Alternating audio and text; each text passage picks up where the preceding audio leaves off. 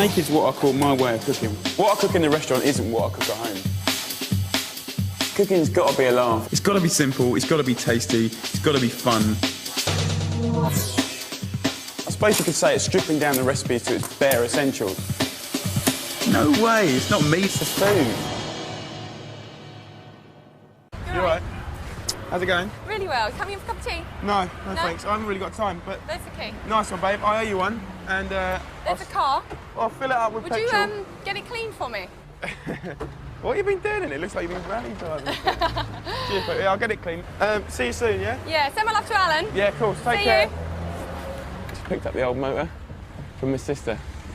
So I'm basically getting organised for tomorrow because I've got Uncle Alan's decided to dump the kids on me again. And I'm going to take them to Southend. Oh, yeah, Southend, mate.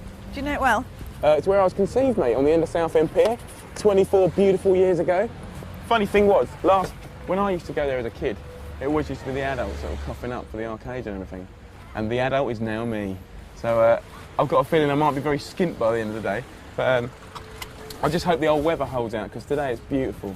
But I've never really had a successful picnic before, because it's always rained or got windy or something like that. So fingers crossed. Personally, I think there's nothing better than a good roasted chicken. Look at that beauty. Woohoo! It's quite a big old boy, which is cool because basically when you cook a big roast chicken, it does, I think, taste better than the small ones. And at the same time, there's nothing like kind of having leftovers for the next day in sarnies or something. So this roast chicken is really for tomorrow for the kiddies, but me and Jules are going to have a little sneaky bit for dinner tonight. I've got some lemon, garlic and parma ham, and I'm just going to chop it up rough staley. It has a little bit of sort of smokiness about it, and it's also nice and salty. Could you use bacon if you didn't have parma ham? Bacon, yeah, smoky bacon's lovely. Whack that in a bowl, and then I've got the lemoni, and I just peel off the kind of the outside skin, and if you look at it, yeah, it's like there's no whiteness on it, it's just the yellow bit, and it's the yellow bit that tastes absolutely superb. Finely chop that, any old way really. Once that's chopped up, get that in the bowl, and then we've got the old classic garlic, mate, just a little bit, just to sort of tickle the old flavours. Garlic and lemon, oh yeah. So let's whop that in there. So what do I need? Brain, please work. I need some butter. Oh, I need some thyme.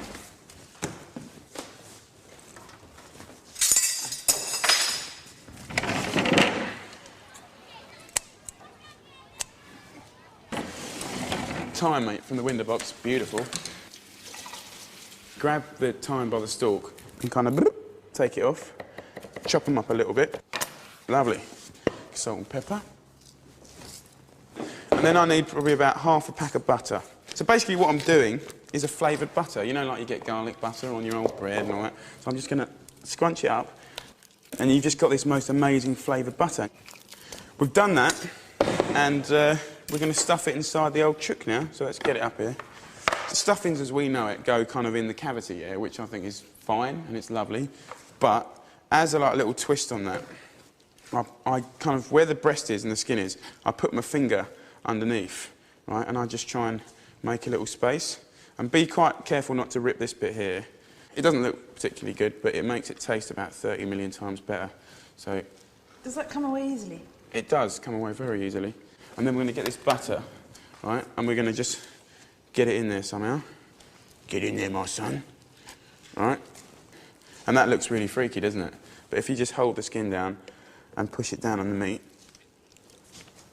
and you can push it right to the end, and that, look, it's all going down to the breast here, it's going down to the breast there. What you're doing is you're sitting this lovely flavoured butter inside the chicken. So when it cooks, you know you always hear about, oh, you've got to baste your meat, right? That means kind of getting the juices and putting it over it so it doesn't get dry. By putting this under here, it's going to cook down and flavour the chicken breast, and then the butter will melt out, go into the roasting tray, bit of potatoes, celeriac, all that flavours, fantastic. The other thing I want to do, again, because it's just a personal thing, and some people will probably shout and holler about it, but I just score the thighs down to the bone, yeah, on each side, because personally to me, the perfect roast chicken is like crispy skin, beautifully cooked breast and overcooked thighs, because I love it when you just rip the bone out and you've got all that sticky kind of like thigh meat. It's fantastic. And I've got a little bit of leftover butter, and you can just push that in the cracks and kind of all over the drumstick. Basically what I'm going to do now is with that leftover lemon, just cut it into some slices, and we'll just pop that in the old orifice here. That's nice because that will steam up and flavour it from the bottom, and this will flavour it from the top. So you're beautiful. So basically what we're going to do next is because I'm having it for dinner, right? You know, you can't have roast chicken without roast potatoes. So I've parboiled some potatoes. What do I need? Oh yeah, celeriac. I'm going to use celeriac, which I think is a fantastic vegetable. Taste-wise, it's kind of like celery meets potato meets mushroom meets asparagus. Do you know what I mean? Get that in there. And then what I need, obviously the butter from this chicken is going to cook out and flavour all this, so I just need a little olive oil to stop them kind of sticking. So just a little bit of salt and pepper. And then I've got some garlic here, and chuck them straight in there.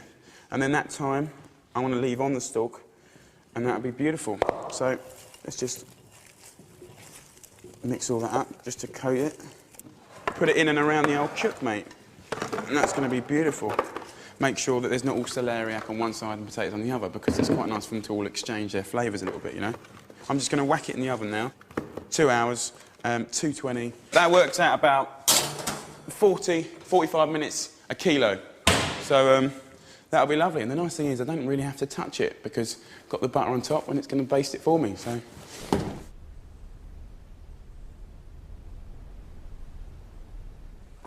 What I'm going to do now is make some bread for the picnic. Bread's cool. I mean, you can't have a picnic without some bread, you know. So I've got a kilo of flour.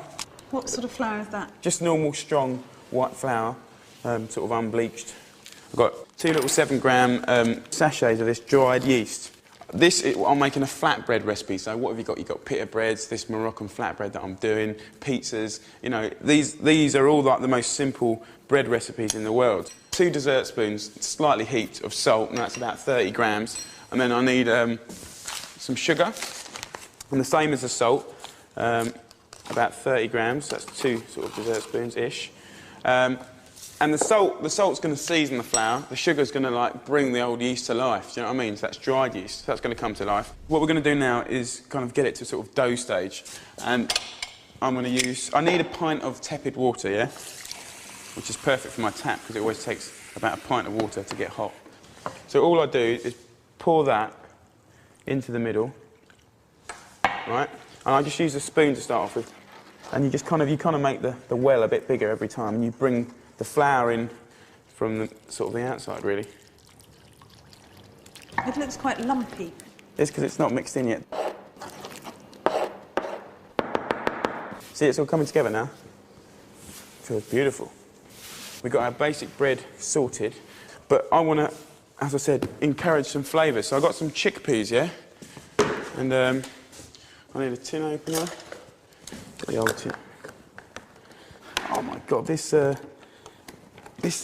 opener's a nightmare. It drives me up the wall. Oh, sorry about this. I think I'll put that on my old birthday list, I think.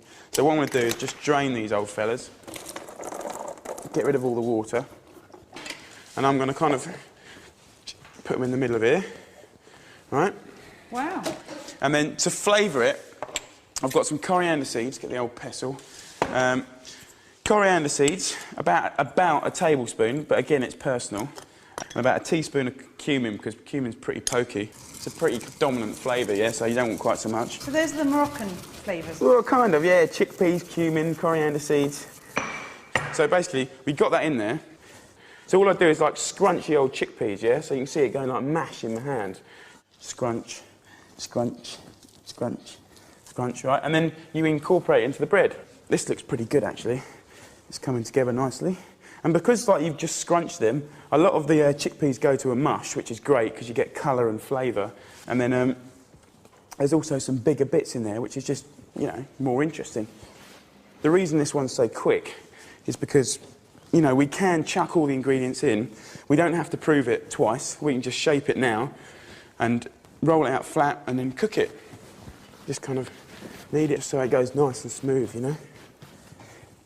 I'm sure I like bread because I used to play with Play-Doh a lot when I was a kid. It's a bit Beautiful.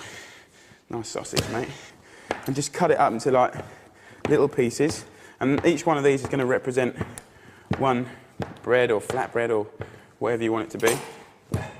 2, 3, 4, 5, 6, 7, 8, 9, 10, 11, 12, 13. 13 bits of bread. Nice one. So what do I need? Rolling pin. Okay. So just dust your flour over the baker's dozen. Baker's dozen, mate. Oh, you're so traditional. I love it. That's beautiful. Just dust the old bread, and then get your little loaf here, and you kind of just squash it out to kind of like a patty, yeah? And then just kind of roll it. Roll it out so it's nice and flat. So it's beautiful. You can smell all the herbs and stuff. So you know it's going to be pretty interesting. It's not going to be your average bit of old pitta or flatbread, you know, it's not going to be boring. And that's it, really. But that'll rise, will it, in the oven? Yes. Oh, it'll go, and it'll kind of go and look kind of all nice and homemade and funky. You could put it on a plate with little layers of cling film, put it all up like that, whack it in the freezer, and then, you know, they'll keep happily for a couple of months. And like, you come home late, whop it in the oven for 7 minutes, 200, yeah? And it will cook like fresh bread again. So right, they're done.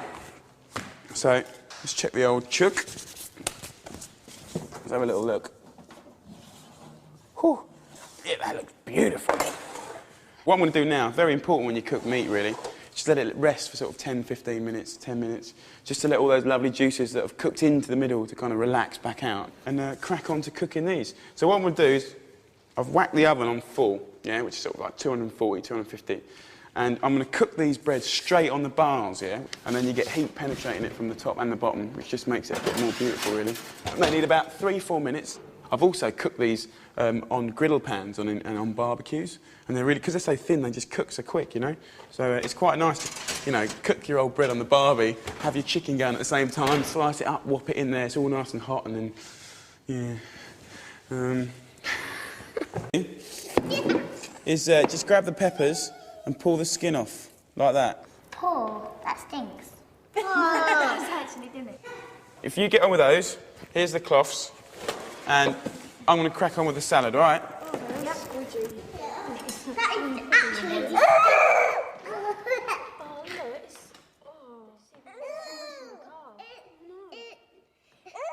All right, I've got the girls peeling some pepper, which I blackened on the old, straight on the gas burner, which is brilliant. They go black, really sweet inside. They're going to peel them, which makes them really, really tasty. And that's going to be part of this salad that I'm doing. It's a couscous salad.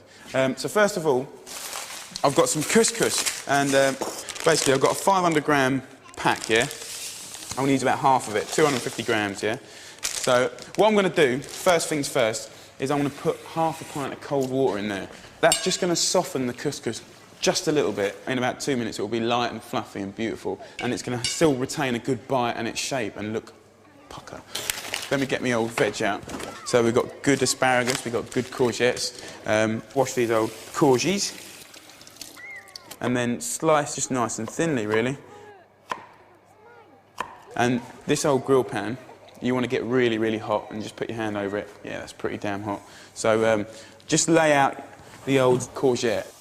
They are nice raw, but we're just going to char them just to get those little kind of black, kind of barbecue-y taste, yeah? And it'll be wicked in that salad, so... I've got a griddle pan, but it smokes the house out every time I use it. It's probably because you've got lots of fat on it. So clean it, just put some salt on it, yeah? Put it on, and you'll see the salt go like almost grey because it sucks up all the oil, and then you just chuck it in the sink, don't touch it because it's hot, and it'll be nice and dry and clean. Asparagus have been known to be a bit woody at the old stalks, yeah? And a bit stringy and not very nice to eat. So what you do, really good tip, yeah? Just grab it and you kind of bend it, and it will always click in the natural place where it's pucker and that's not. So you get rid of that, you keep the pucker one, right? And if you're a bit of a tiger like me, I'll probably get told off for it if I get saying, when I go and buy the loose ones at the supermarket, I just have a little click, click, click, chuck all the other ones back, and then I know that I'm only paying for the weight of the good ones. Oh, let's turn these over. Yeah, they look good. So you're just getting that really nice sort of charred thing happening. These can come off now. Just put them over here for a bit. Right, so let's get these asparagus on. Again, you just get them charred on one side, turn them over, get them on the other side, and they're not going to be like They're not going to be cooked as we know it, as in like they're really soft, as if you have it boiled with butter and all that. But they'll be cooked, but you know, have a bit of texture and a bit of a bite to them, and it'll be nice in the salad. So they'll be all right. Now, girls, how's it going with the old peppers? Okay. All right. No, let's go get those. You finished yet? Yeah. Nice one. Oh, choice. What the hell happened to that one? We really pushed it. I bet that's going to be really tasty now. Thanks, girls. Nice one. And there are little bits of black on here, but that's beautiful. It'll taste charry. It'll taste like barbecue. Summertime. Do you know what I mean? So all I've got to do with this is just take off the old stalk and kind of rip them open, and just kind of shake off the seeds. Oh, let's check those asparagus. So just kind of jiggle them along, yeah, because they're round. You know, they will roll. Just roll them along. Right. So the thing here is we want to. The only kind of rule, really, I'd say, with this one is that you want to kind of quite finely chop-ish the peppers, because, you know, it's quite, a big slippery bit of pepper in your mouth. So, yeah, these are done. So let's just put these over here. They look lovely.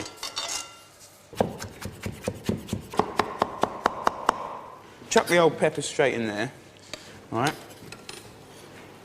With the asparagus, yeah, the stalky ends I'm just slicing up quite small, yeah, because like they're quite nice and they just kind of burst in your mouth. And then the tips, well, tips are like just dead good looking, yeah. So you just kind of hack them so you can still see the tips.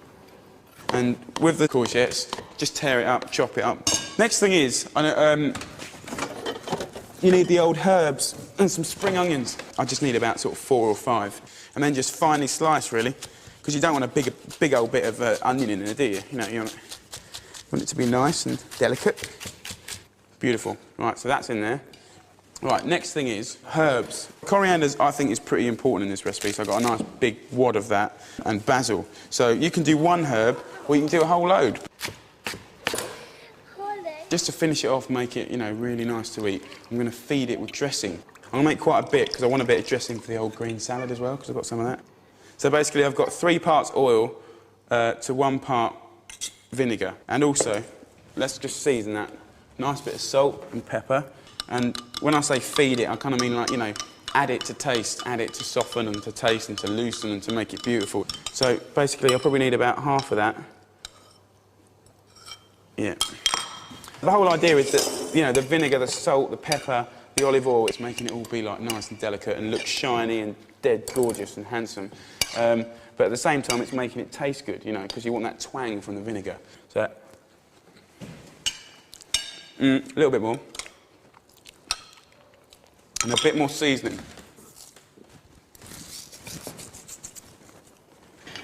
To me, that says summertime, like everyone's happy. Let's go and have a picnic, beautiful. Right. Perfect.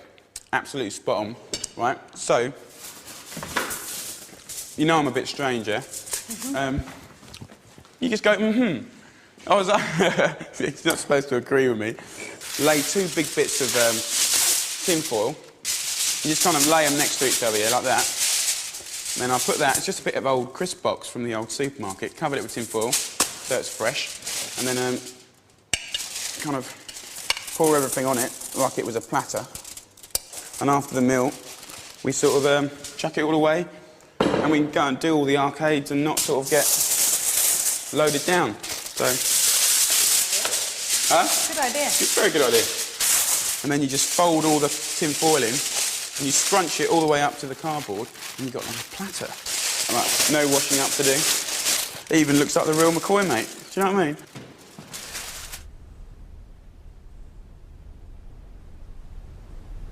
I'm going to make 2 drinks, and they're really, really tasty. They're called smoothies. They're kind of like milkshakes, yeah, but without the milk. And it's kind of got like a mixture of ice with cream or with yogurt or with coconut milk or something like that. And it's just really, really tasty. So what I'm going to do is, Holly, leave him alone. Did a bad enough job last time anyway, dodgy old window cleaner. Leave him alone! For this one, I need 2 bananas. And very frequently you see bananas as kind of a base for sort of smoothies, because they're not just for flavour, but because when you whiz them up, they go quite smooth and silky and really nice and creamy. So 2 bananas, get the old how's your father, and just kind of break them up, put them in there. what we're going to add now is peanut butter and some honey. You like the sound of that, gorgeous? You don't, do you? A bit sickly, no. Bit sickly. Well, it is sickly, but the thing is, you know, I've got a handful of kids here, and myself, and it's actually really, really nice. 2 tablespoons of honey and 2 of peanut butter, and then what we need to do is I need half a pint of single cream and ice. I've cheated because I bought that ice from the garage, but whack the old cream in, right? And then let's whack your old cream in. That's half a pint, yeah? So I'm just going to fill it up with ice. Yeah, that's about it. Just 1 half. 1 pint. So I've got a pint of ice in there. And just whiz the old fella up. Easy peasy.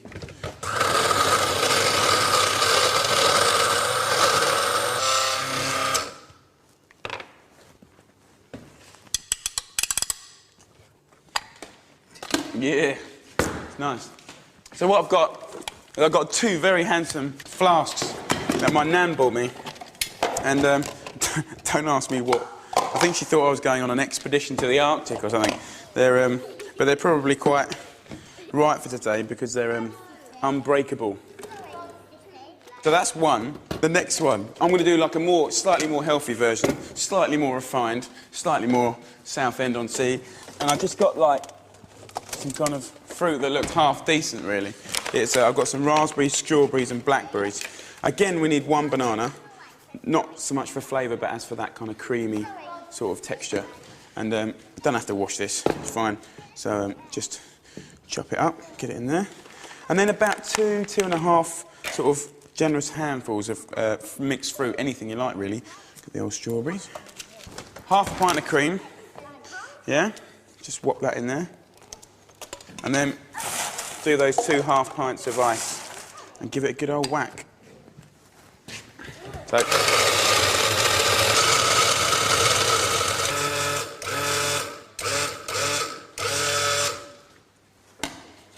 sorry.